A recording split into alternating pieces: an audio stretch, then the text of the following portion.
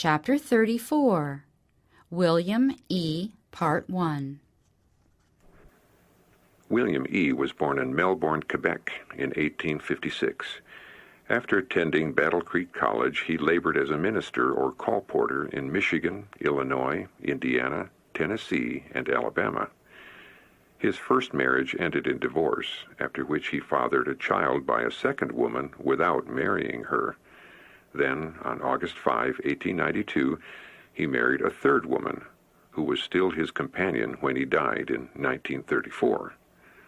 In 1901, William E.'s father and brother insisted that he should divorce his wife and return to an earlier companion.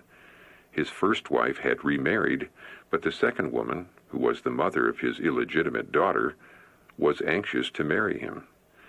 Edson White wrote his mother on October 30, 1901, and asked if it was necessary for Brother E. to leave his current wife in order to get right with God. Ellen White's response follows. I have just read your letter concerning Will E. I regard the matter in the same light that you do, and think it a cruel, wicked thing that the father of Will E. should take the course that he is taking, but I have not dared to answer his letters. If anything can come from me through you to him, I would say that his case cannot be improved by leaving the present wife. It would not better the case to go to the other woman in the question. I have not written to Will E., but know that if the father would repent before God and do his first works, and cease to consider himself as one that can help his son, he would ask himself the question, is my name written there, on the page white and fair?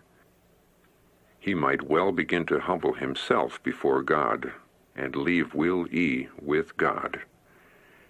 Let the father and brother make diligent work for themselves. They both need the converting power of God. May the Lord help these poor souls to remove spot and stain from their own characters, and repent of their wrongs, and leave Will E. with the Lord.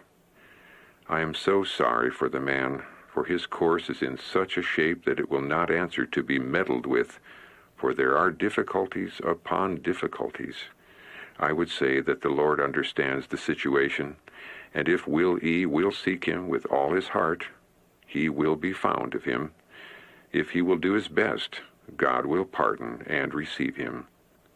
Oh, how precious it is to know that we have one who does know and understand, and will help the ones who are most helpless. But the rebuke of God is upon the father and the brother who would drive to destruction and perdition one who stands in the sight of God under no worse condemnation than themselves, and yet they will so use their gifts of speech as to dishearten, discourage, and drive Will E. to despair. Will E. may hope in God and do the best he can to serve God in all humility of mind, casting his helpless soul upon the great sin-bearer. I have not written a word to either father or son. I would gladly do something to help poor Will E. to make things right, but this cannot be done as matters are now situated, without someone's being wronged. I understand perfectly the situation between Will E. and his first wife, and I knew how the case would terminate, for Will E. cannot endure to be a slave, his identity lost in a wife who made herself his judge in conscience, in his duty, and in his work generally.